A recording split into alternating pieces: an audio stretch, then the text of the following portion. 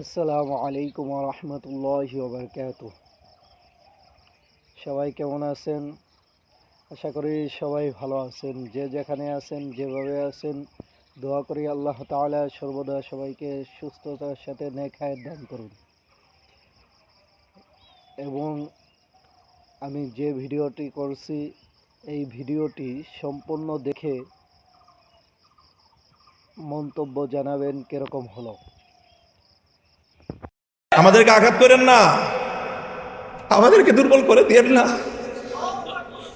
নিরাপদ থাকতে পারবেন না ভিতরে আপনারা? আমি তো বললাম আজকে দাঁড়ান, কে আছেন এই দাওয়াতুল মুসলিম গায়রুল মুসলিমিনের মধ্যে দায়ীদের পিছনে দাঁড়িয়ে রাষ্ট্রের বিরুদ্ধে লড়াই করার জন্য হিম্মত দিয়ে মাঠে নামবেন? কে আছেন? আসেন, আমরা আসবো। আমি ঘোষণা দিয়ে যাচ্ছি আপনাদের কাছে, এটা নিয়ে যদি সামনে আমাদেরকে আরো বড় কোনো পদক্ষেপ নিতে হয়, যদি সরকারের বিরুদ্ধে এটার জন্য রুখে দাঁড়াতে হয়, আমরা রুখে দাঁড়াবো ইনশাআল্লাহ। কাজে আমাদেরকে দুর্বল করে দিলে আখেরে আমরা সবাই ক্ষতিগ্রস্ত হব। যারা এই সকল দাওয়াতি কাজগুলোকে প্রতিহত করার চেষ্টা করবে, যত বড় শক্তি হোক, সেটা ইন্টারনাল শক্তি হোক, এক্সটার্নাল শক্তি হোক, দেশের ভিতরের শক্তি হোক, আন্তর্জাতিক শক্তি হোক, লড়াই করার জন্য দুইবার ভাববো না ইনশাআল্লাহ আমরা। এটাই হলো আমাদের রাজনীতি, এটাই হলো আমাদের রাজনীতি। দাওয়াতের কাজ করবেন, তালিমের কাজ চলবে, মাদ্রাসাগুলো তাদের স্বকীয়তার উপর ভিত্তি করে আকাবির এবং আসলাফদের তর্জ তরিকার উপর তালিম চলবে, তালিমের মেহনত চলবে। কেউ যদি এখানে এসে অবৈধ হস্তক্ষেপ করতে চায়, সেই কালো হাত ভেঙে গুড়িয়ে দেওয়ার জন্য তাদের মোকাবেলায় রাজপথে সিনাটান করিয়ে দেওয়া, সিনাটান করে দাঁড়িয়ে যাওয়া, এটাই হলো আমাদের রাজনীতি। কাজেই আমাদের রাজনীতির যে মূল মাকসাদ, তার অন্যতম একটা মাকসাদ হলো পাহারাদারি করা। আপনি সেই পাহারাদারি, আমি আবারও বলছি, আপনি আমাকে দারোয়ানের মর্যাদা দিলেন না চৌকিদারের মর্যাদা দিলেন, না আপনি আমাকে কওমি অঙ্গনের একজন পাহারাদার কুকুর হিসেবে মূল্যায়ন করলেন, সেটা আমার কাছে খুব বেশি বড় বিষয় নয়। তবে জেনে রাখেন, কুকুর হইল আপনাদের এই কাজের পাহারাদারি করার জন্য আমরা দাঁড়িয়ে আছি। আপনি মুনাজারা ইসলাম মুনাজারা করেন, মুনাজারা করেন, আপনারা বাতিলের মোকাবেলায় দালায়েলের বহস করেন, আপনারা আপনাদের মতো করে বহস করে যান। আমরা হয়তো মুনাজারা করব না, বহস করব না, কিন্তু আপনি আহলে হক হয়ে, আপনি উলামায়ে দেওবন্দের একজন মুখপাত্র হয়ে যখন মুনাজারা করবেন, মনে রাখবেন আপনার তাহাফুজের জন্য আপনার পিছনে মামুনুল হক কুকুর হয়ে দাঁড়িয়ে আছে।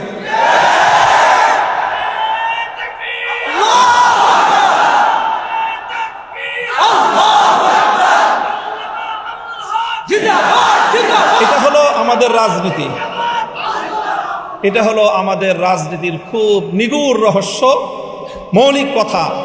কাজী আমাকে এই রাজনীতি করতে হলে, আমাকে লড়াই করতে হলে, আমাকে কখনো সরকারের বিরুদ্ধে লড়তে হয়, কখনো আমাকে আন্তর্জাতিক শক্তির বিরুদ্ধে লড়তে হয়। কাজী আমাকে আমার রাজপথের একটা শক্তি নিয়ে আমাকে ময়দানে টিকে থাকতে হবে। যদি আপনার পাহারাদার যদি বাড়ির গেটে না থাকে, ঘরের ভিতরে আপনি মূল্যবান সোনাদানা নিয়ে, অনেক মূল্যবান জীবনযাপন নিয়ে, আপনি আপনার পরিবার পরিজন নিয়ে, আপনি আপনার কলিজার টুকরা সন্তানদেরকে নিয়ে আপনি ঘরের মধ্যে নিরাপদ থাকতে পারবেন। হয়তো আপনার পরিবারের ভিতরে যারা আছেন, ঘরের ভিতরে আপনারা যারা আছেন, তাদের তুলনায় আপনার পাহারাদারের মূল্য অনেক কম হতে পারে, কুকুরটার মূল্য অনেক কম হতে পারে, কিন্তু মনে রাখেন, ওই বাড়িদের দরজায় যদি কুকুরটা না থাকে, ঘরের ভিতরে আপনি নিরাপদ থাকতে পারবেন।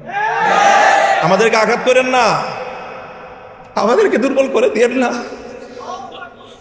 নিরাপদ থাকতে পারবেন না ভিতরে আপনারা?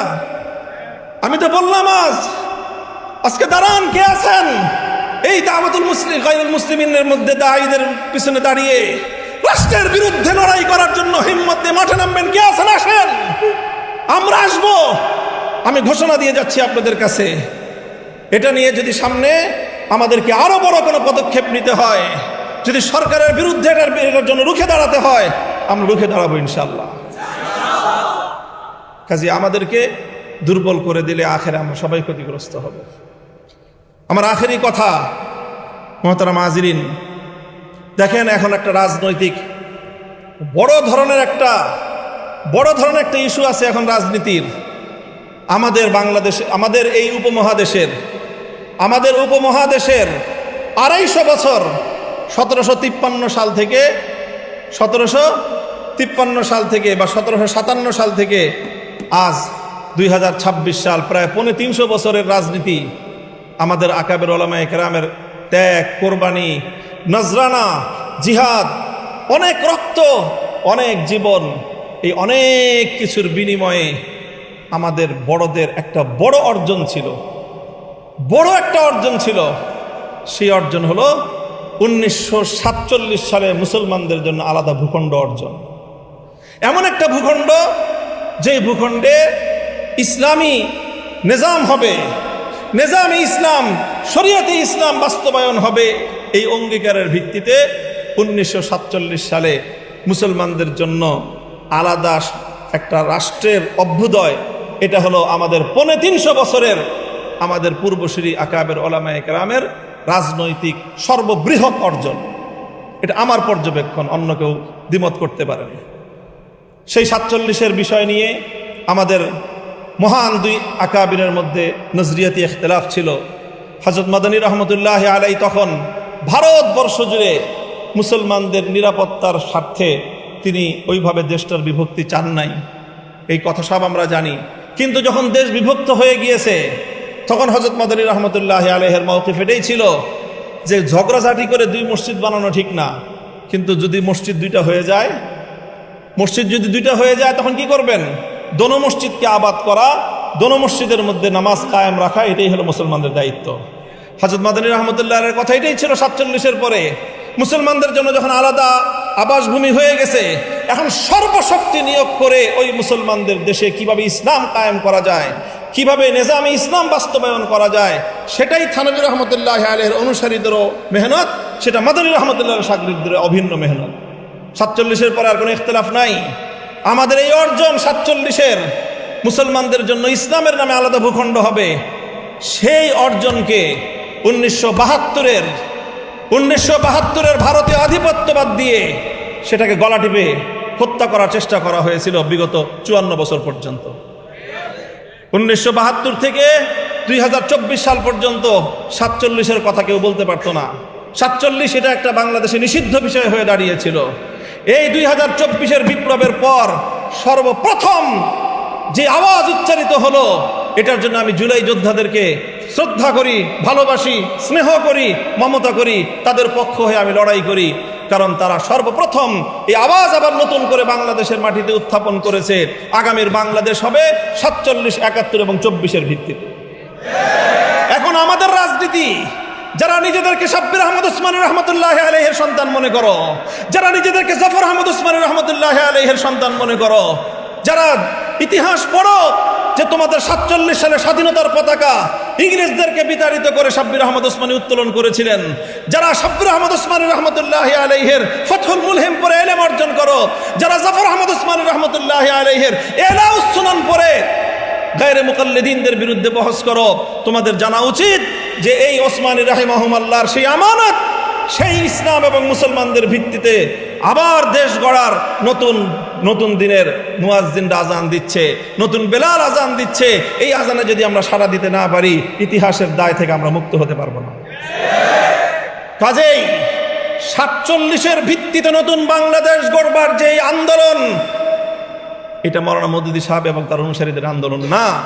কারণ 47 সালে মাওলানা মওদুদী সাহেব এই দেশ বিভক্তির পক্ষে ছিলেন না। তিনি মুসলমানদের জন্য আলাদা আবাসভূমি চান নাই, পরিষ্কার কথা। এটা চেয়েছিলেন শাব্বির আহমদ উসমানী, এটা চেয়েছিলেন মুফতি শফি ওসমানী রহমতুল্লাহ আলাই, মুফতি আজম মুফতি শফি রহমতুল্লাহ আলাই, এটা চেয়েছিলেন সৈয়দ সুলাইমান নদভী রহমতুল্লাহ আলাই, এটা চেয়েছিলেন জাফর আহমদ উসমানী রহমতুল্লাহ আলাই, এটা চেয়েছিলেন শামসুল হক ফরিদপুরি রহমতুল্লাহ আলাই, এটা চেয়েছিলেন আতহার আলী রহমতুল্লাহ আলাই, এটা চেয়েছিলেন এই দেশের ওলামায়ে কেরাম এবং দেওবন্দি ওলামায়ে কেরাম। কাজেই 47-এর ভিত্তিতে আগামীর বাংলাদেশ গড়বার জন্য এখন আমাদেরকে জুলাই রক্ষা করতে হবে। কারণ জুলাইয়ের হাত ধরে 47 আবার প্রাসঙ্গিক হয়েছে। এখন যদি জুলাই হাতছাড়া হয়ে যায়, 47 আবার হাতছাড়া হয়ে যাবে। কাজেই হে আমার কওমের সন্তানেরা, আমি তোমাদেরকে বলতে চাই, ডাক দিয়ে যাই, আমাদের পূর্বপুরুষরা, আর আমার একটু বেশি আবেগ এই জন্য, কারণ শাব্বির আহমদ উসমানী, জফর আহমদ উসমানী, তারা দুজন আমার সরাসরি দাদা উস্তাদ। শাইখুল হাদিস রহমতুল্লাহ আলাইহের বুখারীর দুইজন উস্তাদ, একজন জফর আহমদ উসমানী রহমতুল্লাহ আলাই, আরেকজন সাব্বির আহমদ উসমানী রহমতুল্লাহ আলাই। এটাকে শুধু আমরা আমাদের রাজনৈতিক বিরাসত মনে করি না, এটা আমরা আমাদের দ্বীনি বিরাসত মনে করি, ইলমি বিরাসত মনে করি, দ্বীনি আমানত মনে করি।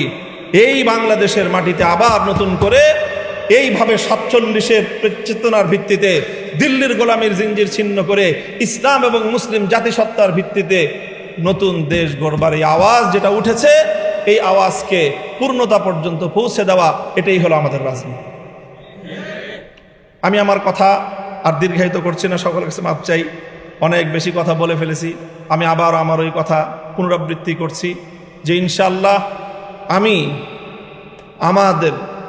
আমার মুরব্বীদের সামনে নিজেকে সর্বান্তকরণে সুপুর্দ করে দিয়ে আমার ব্যাপারে যে কোনো অভিযোগ, যে কোনো কথা, যে কোনো প্রশ্ন থাকলে ওনাদের সাথে কথা বলেন। যদি আমার সাথে কথা বলতে না পারেন, ওনারা মুত্তাফাকা হয়ে যে ফয়সালা দিবেন, সেই ফয়সালার যদি বাইরে এক কদম আমি ফেলি মামুনুল হক, তাহলে সেই দিন আপনারা আমাকে সবাই আমার আনুগত্য পরিহার করবেন।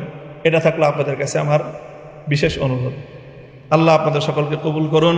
বাংলাদেশের ওলামায়ে দেওবন্দ ইসলামের সঠিক যেই মানহাজ, এটার যে আগে বাড়ায় নিয়ে যাচ্ছে, আমরা পাহারাদার হিসাবে হলেও এই মাসলাকের সাথে, এই মাসরাবের সাথে, এই ফিকরার সাথেই আমরা ইনশাআল্লাহ